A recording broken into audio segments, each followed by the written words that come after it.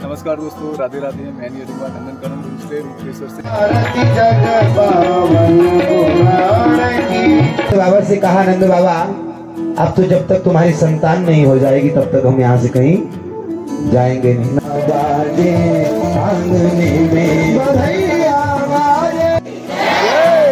ये पूतना का उद्धार कर दिया। स्त्री के द्वारा मेरी मृत्यु हो जाए, इस देवतागण एकत्रित होके महिषासुर से युद्ध करने के लिए रण प्रांगण में उपस्थित हुए।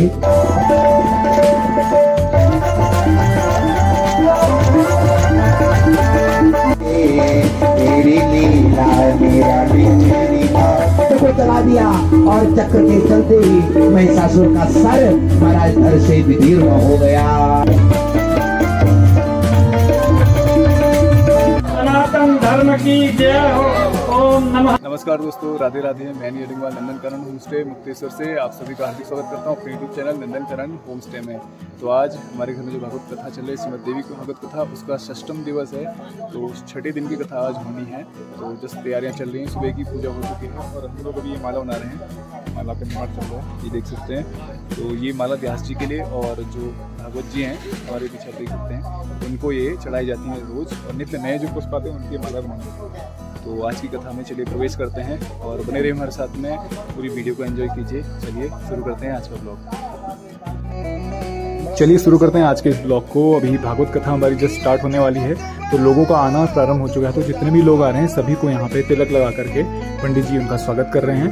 और बाकी वो जो भी आता है अपने साथ साथ में पुष्प जरूर लेके आते हैं और कुछ फल भेंट के रूप में लेके आते हैं जो भगवान को ऑफर किए जाते हैं। ये देख सकते हैं, ये पुष्प लेके आए हैं। तो हमने यहाँ पे टब रखा हुआ है, जो भी पुष्प और फल जो भी आप है भगवान के लिए भेंट लाता है इसमें वो रख देते हैं। जय नमः। नीलभुजाय नमः। हरिः अभानलोचनः शम्भुर् भगवान् बादरायणः।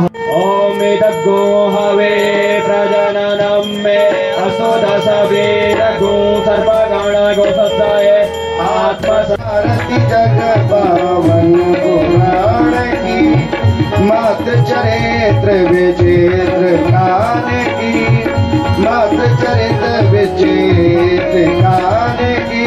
आनंद सुधा विस्तारण परमानंद सुधा विस्तारण। सुमे औषध ज्ञान भान की आरती जग पावन। भज अम्बे अम्बे अम्बे वही काम आवेंगी। अम्बे अम्बे अम्बे वही काम आवेंगी। वही काम आवेंगी, वही काम आवेंगी। वही काम आवेंगी, वही काम आवेंगी। वही काम आवेंगी, आवागमन मिटावेंगी। काम आवेंगी, आवागमन मिटावेंगी। भज दुर्गे दुर्गे दुर्गे वही काम आवेंगी। सारे सारे वही काम आवेंगी। भज दुर्गे दुर्गे दुर्गे वही काम आवेंगी। भज दुर्गे दुर्गे दुर्गे वही काम आवेंगी।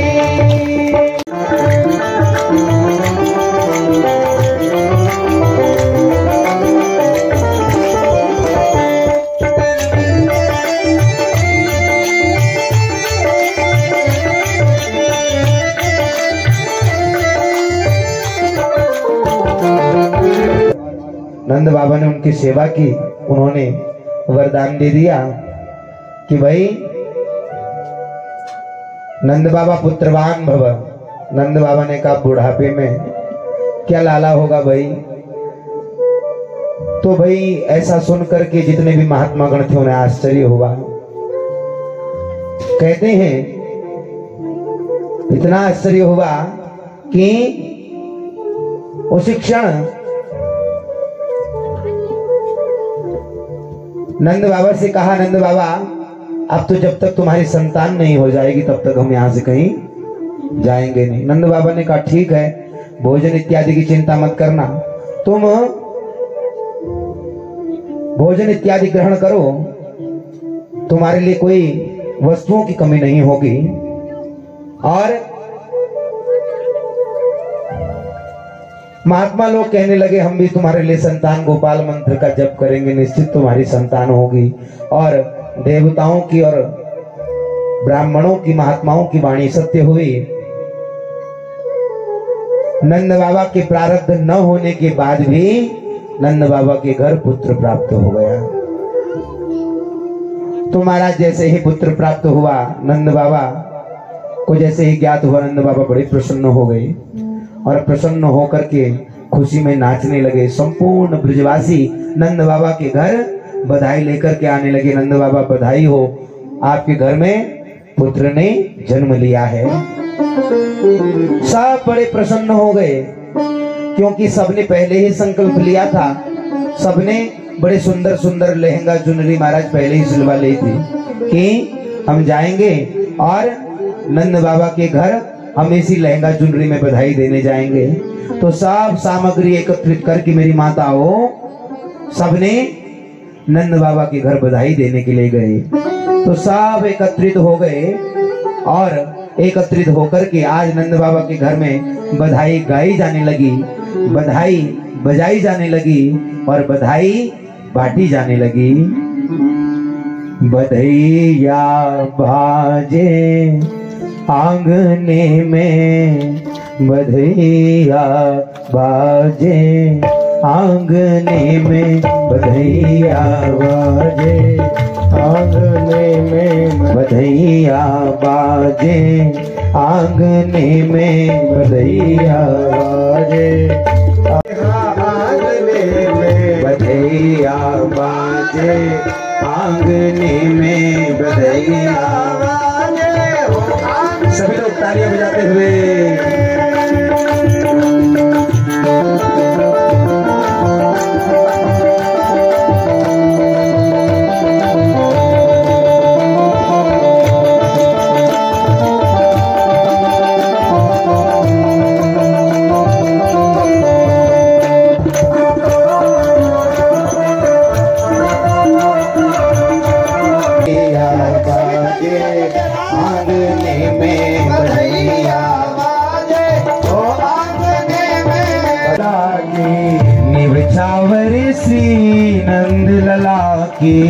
नौछावर श्री नंद लला के, नहीं को लागत आंगने में, बधैया बाजे हो आंगने में।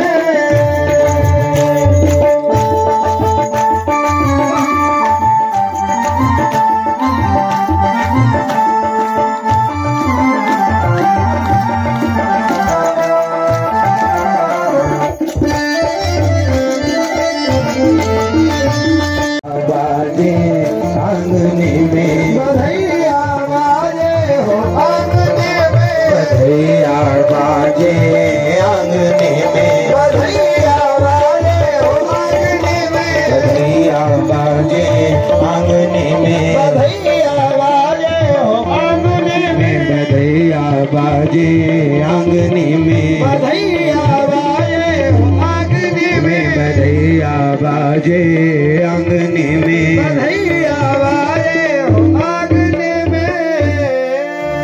बोलिए नंद के लाला की जय हो। बैठे तो इतने लोग हैं, कम से कम इतनी आवाज हमेशा। नाद्री सप्तरत्नों के 7 पहाड़ बना करके दान किए, जिसने जो कामना की उसको वो नंद बाबा ने दिया। इतने आनंदित हो गए और इस प्रकार से कहते हैं 1 महीने तक संपूर्ण ब्रजनगरी में भगवान गोविंद का उत्सव ही मनाया जाने लगा। और तदनंतर महाराज छठे दिन पूतना आई, ब्रज की स्त्री बन करके। पूतना माया भी थी, तो माया से अपना रूप बना करके आई और माया से रूप बना करके भगवान को मारना चाहती थी। उल्टा भगवान ने उस पूतना का उद्धार कर दिया। विशेष कथा सब आप लोग जानते हैं। श्रीमद् देवी भागवत में मात्र कृष्ण कथा स्पर्श की है, इसलिए मात्र यहाँ पर स्पर्श मात्र ही किया जा रहा है। तो कहते हैं पूतना का उद्धार किया, तदनंतर कंस ने अपने समस्त अनुचरों को भेजा, बकासुर का उद्धार परमात्मा ने किया, धेनुकासुर का उद्धार परमात्मा ने किया, अघासुर का उद्धार परमात्मा ने किया। तदनंतर कहते हैं वत्सासुर, प्रलंबासुर, ये सब खेल खेल में मार दिए और परमात्मा ने खेल खेल में ही महाराज गोवर्धन पर्वत धारण कर लिया। आप सब लोग जानते हैं 7 कोस के गिरिराज जी को 7 दिन 7 रात्रि तक भगवान ने अपनी कनिष्ठिका उंगली में धारण किया था। और इस प्रकार से भगवान ने खेल खेल में ही, जैसे छोटे छोटे बच्चे बरसात में जो कुकुरमुत्ता होते हैं ना, उनको उखाड़ लेते हैं, ऐसे परमात्मा ने महाराज अपनी कनिष्ठिका उंगली में उस गोवर्धन गिरिराज जी को धारण कर लिया। और इन अद्भुत कामों को करने के कारण कंस ये समझ गया कि ये नंद का छोरा, ये नंद का लाला कोई सामान्य नहीं है, अब तो मेरी भी मृत्यु सुनिश्चित है। निर्दयी कंस ने योजना बनाकर कि कृष्ण और बलराम का वध करने के उद्देश्य से अक्रूर जी महाराज के माध्यम से भगवान कृष्ण और बलराम जी को मथुरा बुला लिया।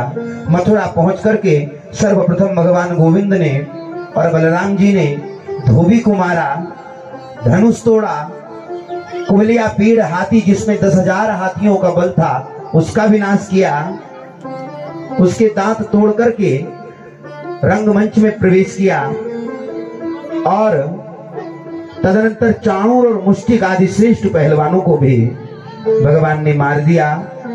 और पहलवानों के मारे जाने पर कंस भयभीत हो गया और कहने लगा इन दोनों को वसुदेव और नंदादि जितने भी गोप ग्वाले हैं सबको बांध लो, कारागार में बंद कर लो। तो आज गोविंद कहने लगे माता जी, मामा जी, तुमने सदैव मेरे ऊपर, मेरे परिवार के ऊपर जो कष्ट ढाए हैं, अब उसका प्रतिफल निकालने का समय आ गया, उसका प्रतिफल देने का समय आ गया। तो कंस को बदहवास देख करके कृष्ण भगवान ने उसके बाल पकड़ लिए और महाराज बाल पकड़ करके उसको सिंहासन से नीचे फेंक डाला। तदनंतर महाराज सिंहासन से नीचे गिरते ही भगवान ने, कहते हैं, संपूर्ण विश्व का भार अपने शरीर में लेकर के कंस के वक्षस्थल पर महाराज छलांग लगाई, जिसके फलस्वरूप छलांग लगाते ही कहते हैं कंस की उसी समय मृत्यु हो गई और कंस के प्राण पखेरु उड़ गए। तदनंतर अपने माता पिता महाराज उग्रसेन को कारागार से मुक्त करा करके कृष्ण भगवान ने, कहते हैं, महाराजा उग्रसेन को राज सिंहासन पर आसीन कर दिया और वसुदेव जी ने कृष्ण बलराम का, कहते हैं, उपनयन संस्कार कराया और वसुदेव जी ने कृष्ण बलराम का उपनयन संस्कार करा करके विद्या अध्ययन कराया। तदनंतर कहते हैं उधर थोड़े ही समय में सांदीपनी मुनि के आश्रम में उज्जैन में दोनों भाइयों ने समस्त ज्ञान को प्राप्त कर लिया, समस्त,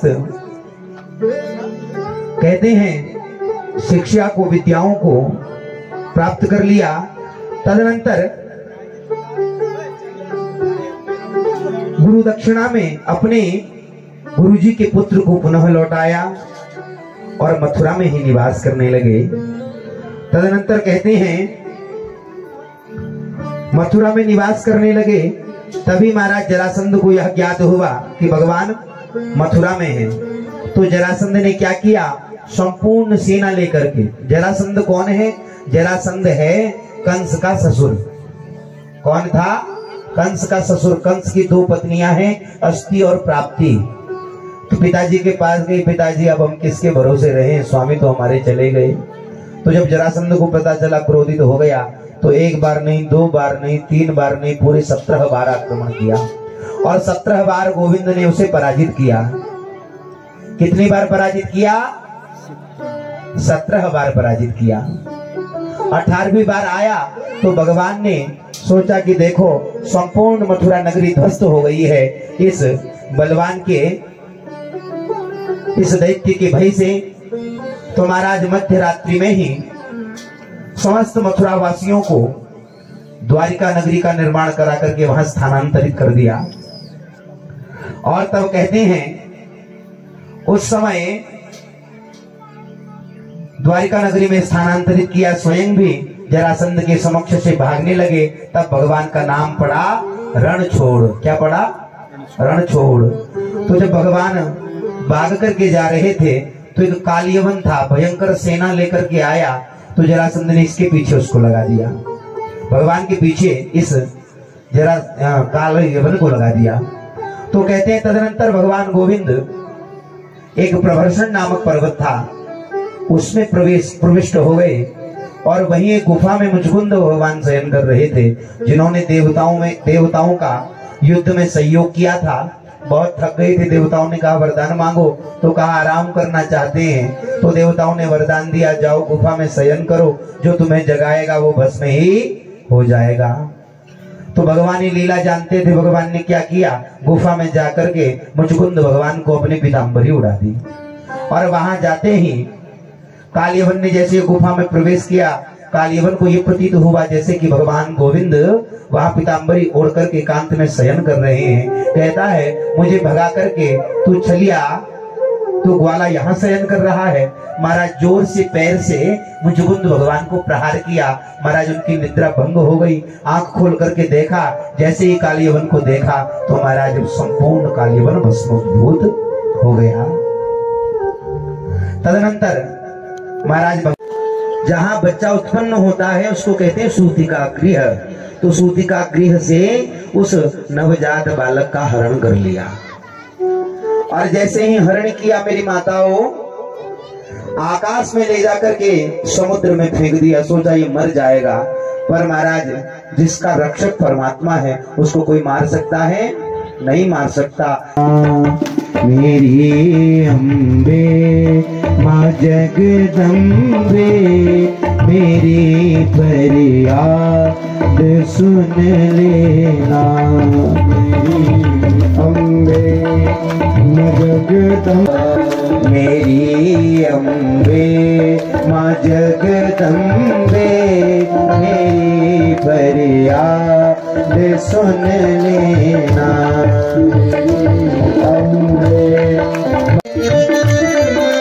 सभी लोग भाव से तालियां बजाते हुए बोलिए जगदम्बिका माता की।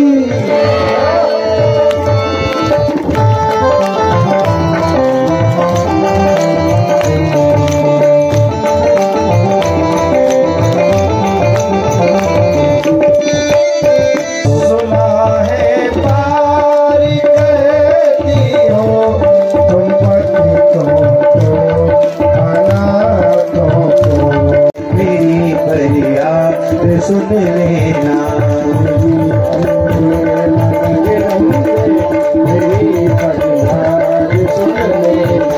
मेरी फरियाद सुन लेना, मेरी फरियाद सुन लेना।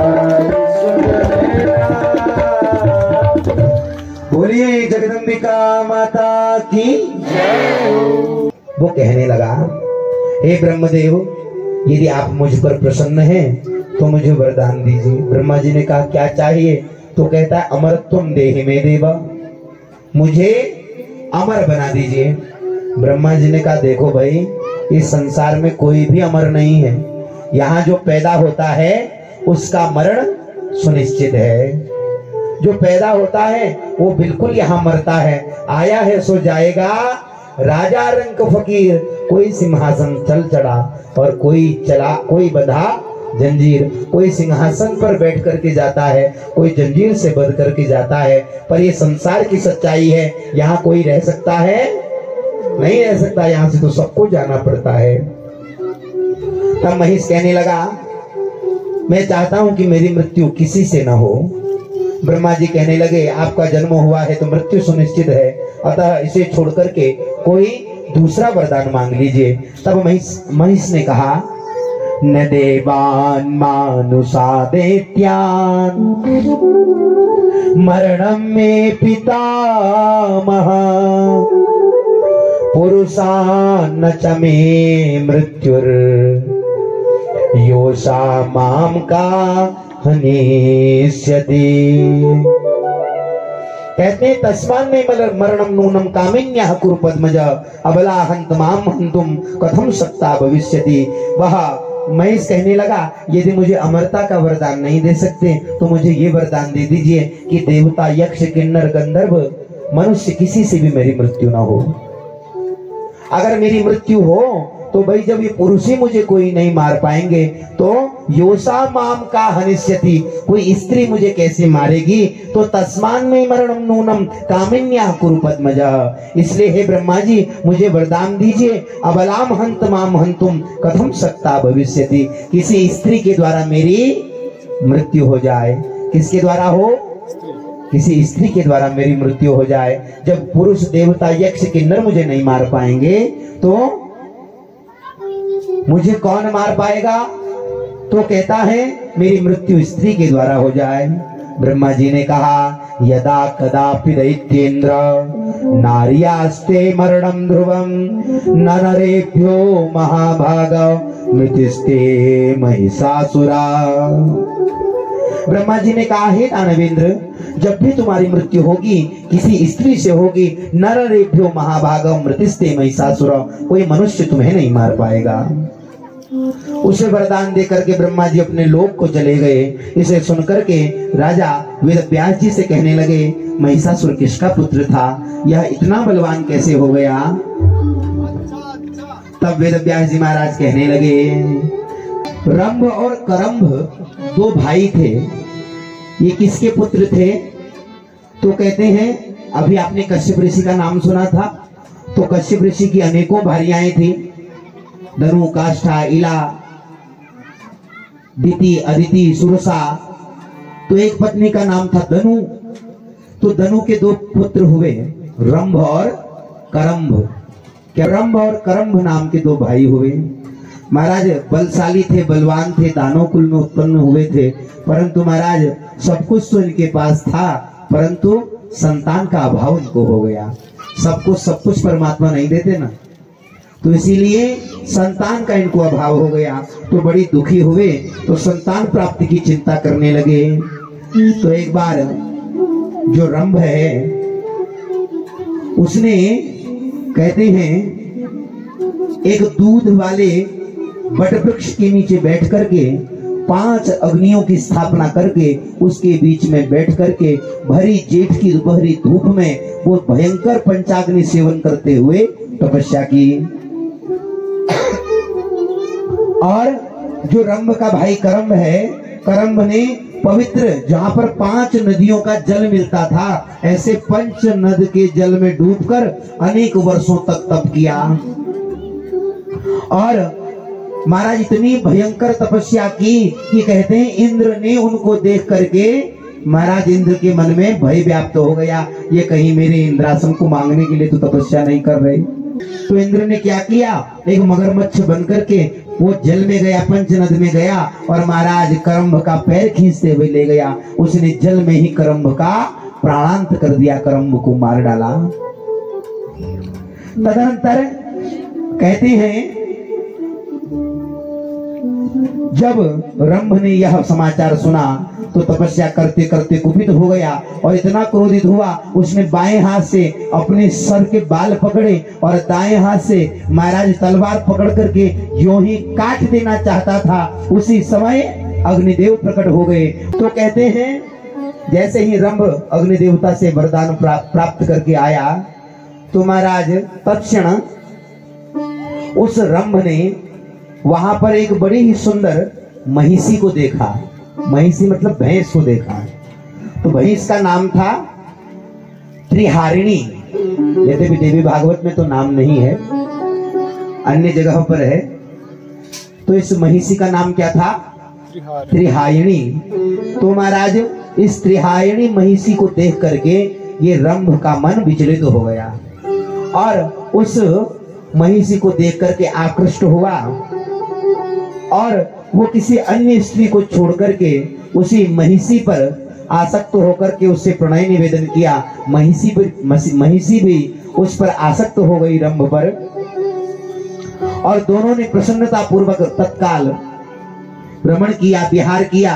होनहार से प्रेरित होकर के रंभ ने उसके साथ में समागम किया और उसके तेज से वह महिषी गर्भवती हो गई। उसने गर्भ धारण कर लिया और किला कहते हैं तब उस समय रंभ अपनी प्रिय पत्नी उस महिषी को लेकर के, उस भैंस को लेकर के कहां पहुंच गया?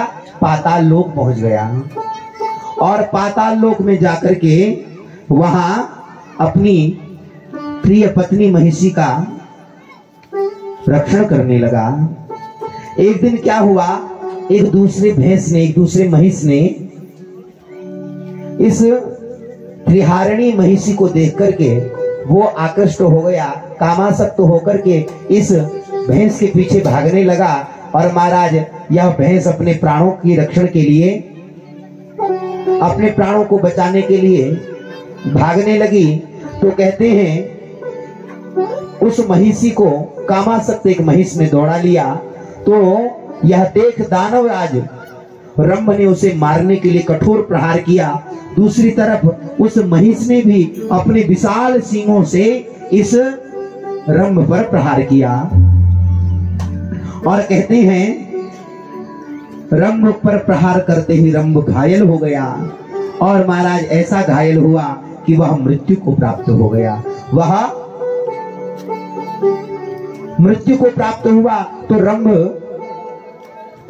मृत्यु को प्राप्त होते ही महाराज अभी महिषी बड़ी दुखी हो गई। कहती है जाऊं तो जाऊं कहां, अब मेरे प्राणों को कौन बचाएगा।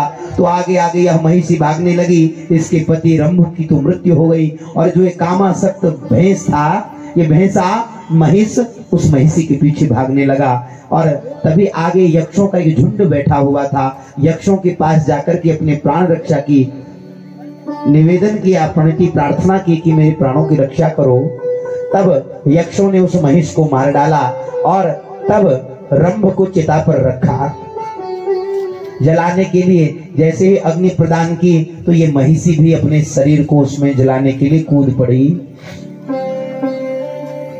तो महाराज कहते हैं जैसे ही ये महिषी आग में प्रविष्ट हो गई, सती हो गई, कुछ ही देर बाद उस अग्नि से, उस चिताग्नि से एक बड़ा ही तेजस्वी पुरुष प्रकट हो गया, एक महिष प्रकट हो गया।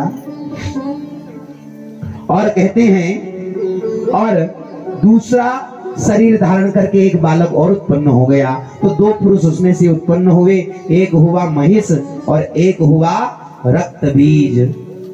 महिषासुर की बड़ी विशेष कथा कही गई है देवी भागवत में, यद्यपि ऐसा उल्लेख नहीं है। महिषासुर के लिए कहते हैं कि महिषासुर पूर्व जन्म में माँ जगदम्बा का बड़ा भयंकर उपासक था। मैं तो किसी स्त्री के द्वारा मारा जाऊंगा। तब इसने माता भगवती की बड़ी सुंदर तपस्या की और कालांतर में माता भगवती ने कहा देखो तुझे श्राप तो प्राप्त है, तू मरेगा तो मेरे हाथ से, पर जा मैं तुझे वरदान देती हूँ, तेरी पूजा मेरे के साथ होगी। तब से लेकर आज तक माँ जगदम्बा की जहाँ पूजा होती है तो साथ में महिषासुर की भी पूजा हो जाती है।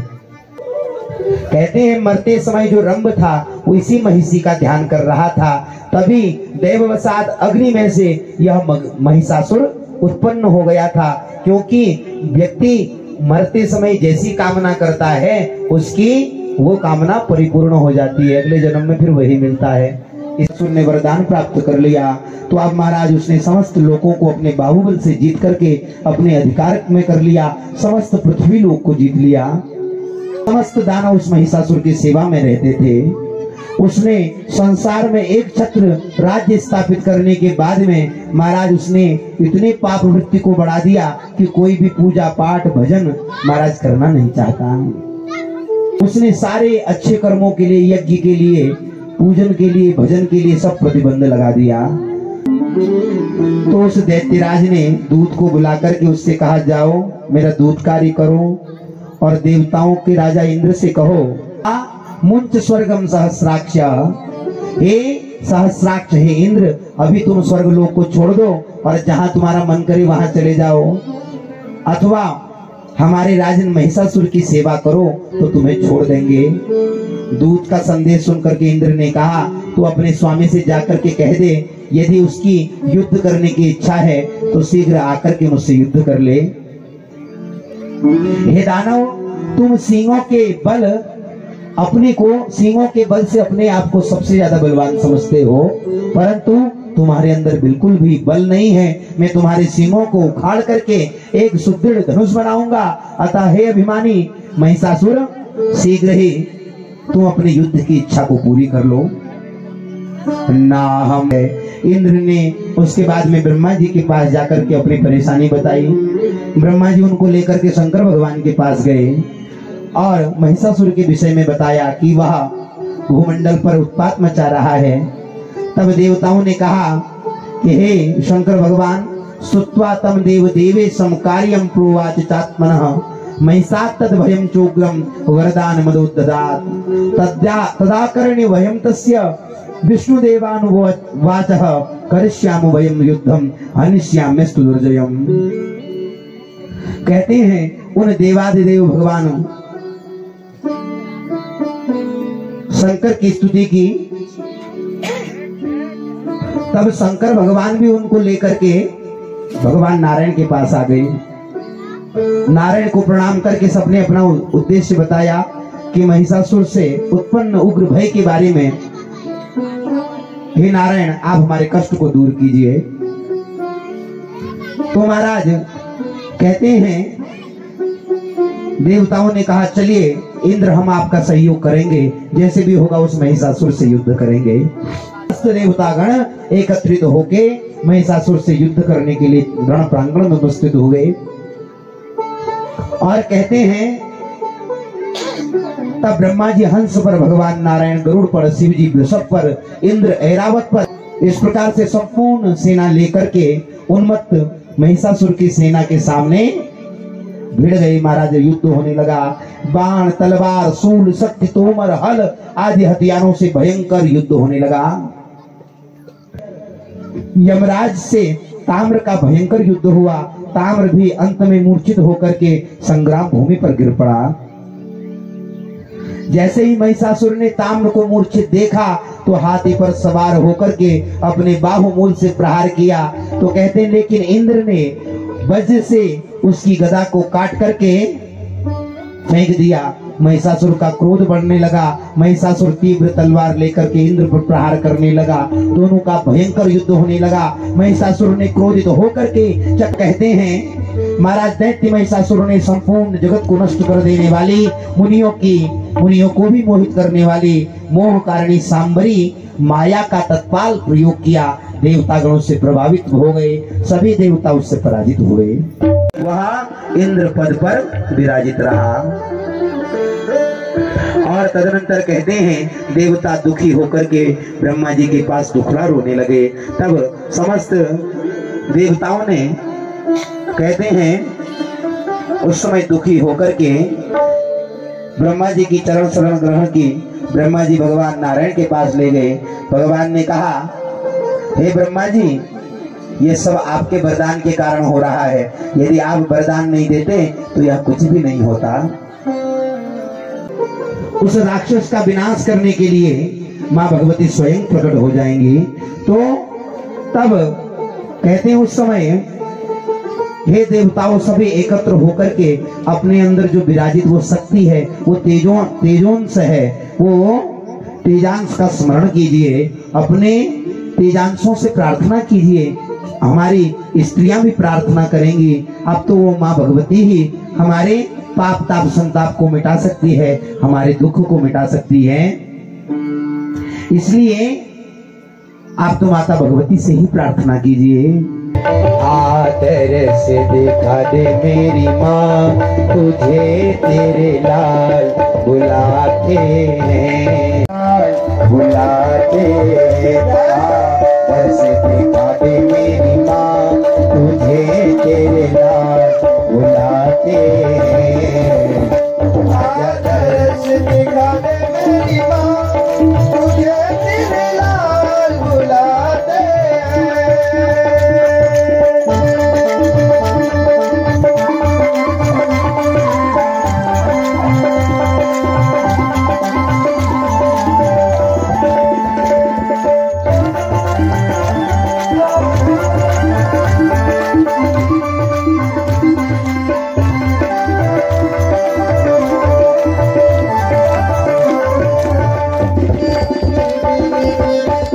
भगवती मैया की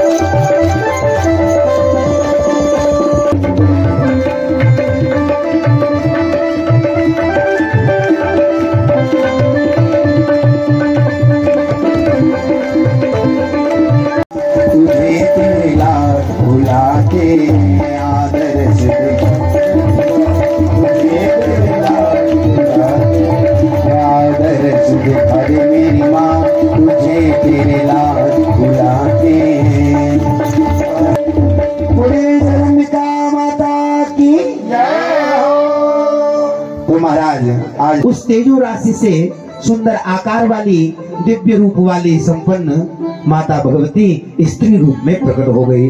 बोलिए जगदम्बिका मैया की जय हो। तो मेरी माताओं, तब उस समय माता भगवती समस्त देवताओं के तेज से प्रकट हो गई। से विभूषित सिंह पर आरूढ़ित होकर के माता भगवती जगदम्बा अम्बा पराम्बा भवानी भुवनेश्वरी महाराज सिंह पर आरूढ़ित हो गई। तत्पश्चात भगवान नारायण ने अपने चक्र से एक चक्र उत्पन्न किया और 1000 अरों वाला एक चक्र माता भगवती को प्राप्त कराया।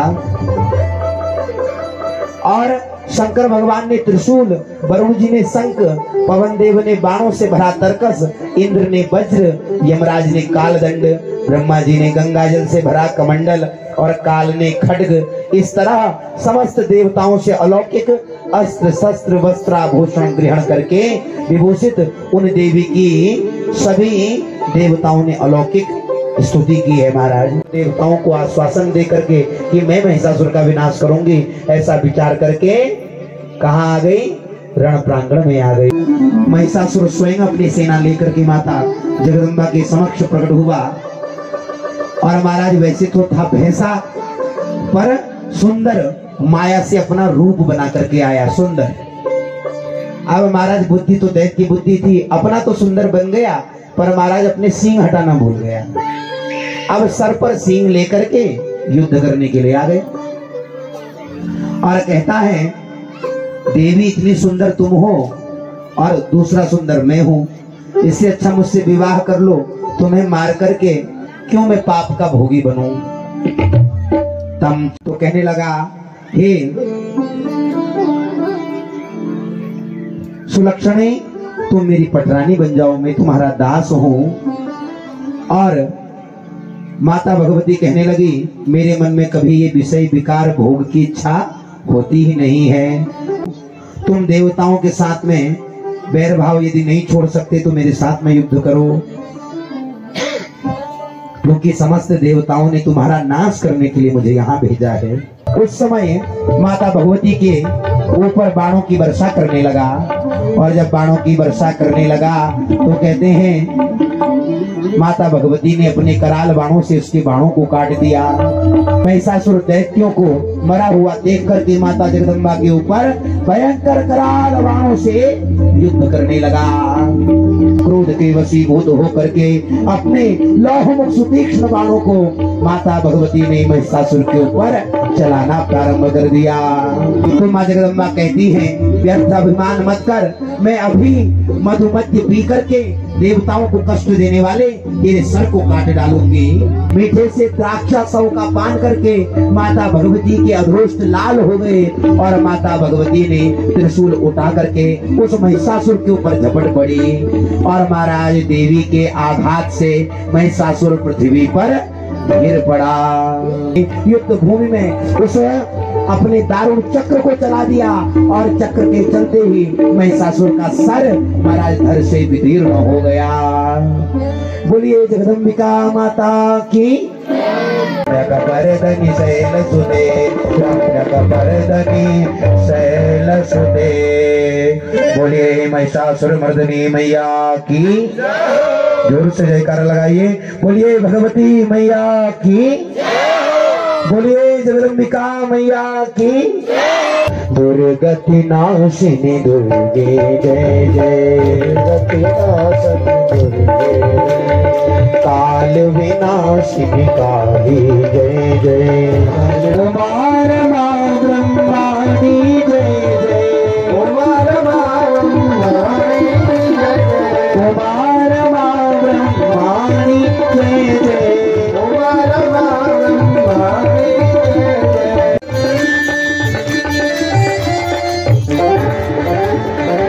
हरे हरे शंकर दुख हर सुख करे, हरे हरे शंकर दुख हर सुख करे, हरे हरे शंकर दुख हर सुख करे।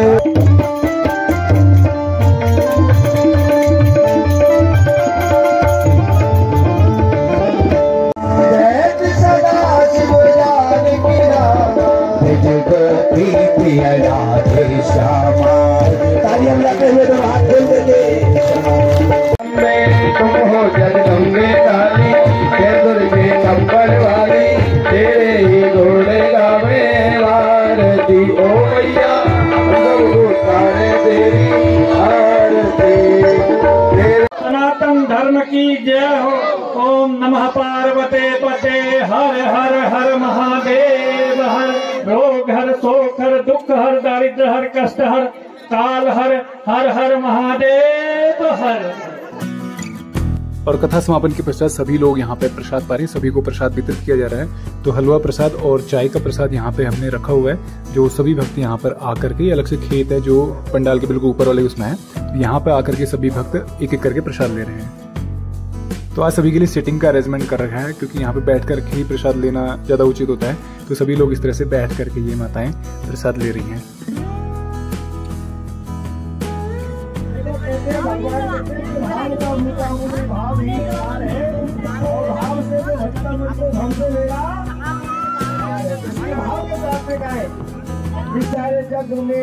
तो फाइनली हमारा षष्ठम दिवस की कथा का यहाँ पे समापन हो चुका है और आज विस्तार रूप से महिषासुर मर्दन का पूरा विस्तार रूप से वर्णन किया गया और माता रानी की विशेष महिमाओं का इसमें वर्णन किया गया। तो उम्मीद करता हूँ आपको ब्लॉग पसंद आया होगा। ब्लॉग पसंद आए प्लीज़ इसको लाइक कीजिए, शेयर कीजिए और कमेंट कीजिए। और यदि आप चैनल में नए हैं तो प्लीज़ चैनल को सब्सक्राइब कीजिए और बेल आइकन प्रेस करना मत भूलिए। बेल आइकन प्रेस कीजिए ताकि कोई भी नया ब्लॉग पब्लिश होता है तो नोटिफिकेशन के माध्यम से आपको मिल जाएगा। तो हमेशा से हमारे साथ ऐसे बने रहने के लिए आपका बहुत बहुत धन्यवाद। मिलते हैं नए ब्लॉग में, तब तक के लिए राधे राधे।